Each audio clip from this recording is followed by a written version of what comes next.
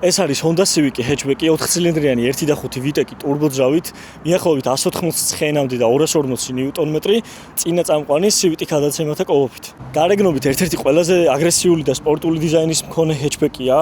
LED ფარებით, კონკრეტულ ავტომობილზე აყენია 17-იანი aftermarket დისკები, დიდი სპოილერი, რომელიც საკმაოდ სპორტულ ვიზუალს აძლევს, ასევე სალონსაც განახებთ.